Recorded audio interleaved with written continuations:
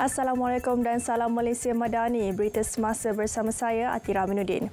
Jumlah penduduk yang terjejas banjir di Kelantan, Terengganu dan Selangor terus berkurangan manakala Perak kekal.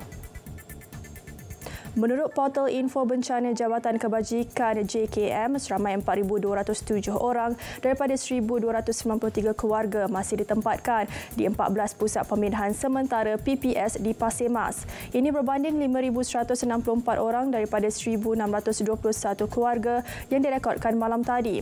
Di Terengganu, 112 orang daripada 24 keluarga masih ditempatkan di 3 PPS di Dungun, Setiu dan Marang. Menurut Sekretariat Jawatankuasa Pengurusan Bencana Negeri Terengganu JPBNT, di Dungun 42 orang daripada 9 keluarga masih berlindung di PPS Kampung Pelandang.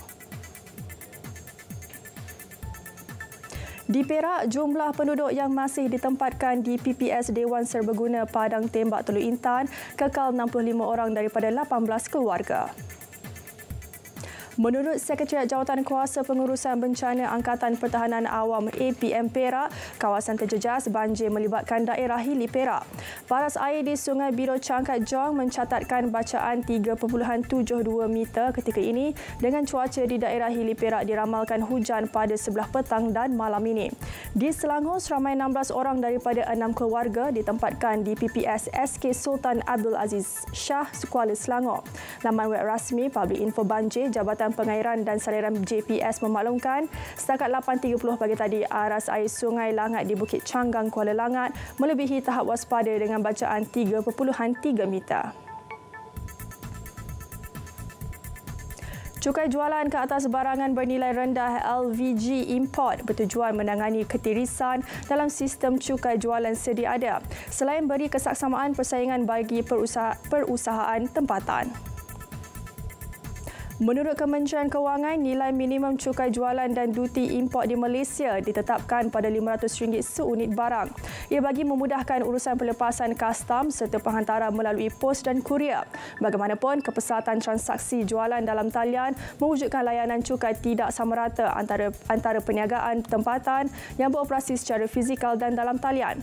Cukai yang sepatutnya dikuatkuasakan pada 1 April lalu ditangguh supaya sesi libat urus diadakan antara kerajaan dan pemain industri bagi memperhalusi isu-isu pelaksanaan.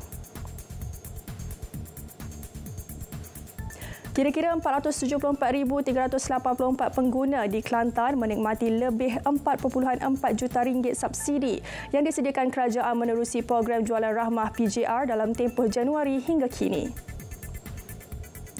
Pengarah Kementerian Perdagangan Dalam Negeri dan Kos Sara Hidup KPDN Kelantan, Azman Ismail berkata, jumlah itu diperoleh selepas pihaknya menjalankan 679 PJR di 14 kawasan parlimen. Ini dengan hasil jualan melebihi 24 juta ringgit. Program yang memberi fokus kepada penempatan rakyat golongan B40 itu banyak memberi manfaat kepada pengguna termasuk penduduk di kawasan luar bandar.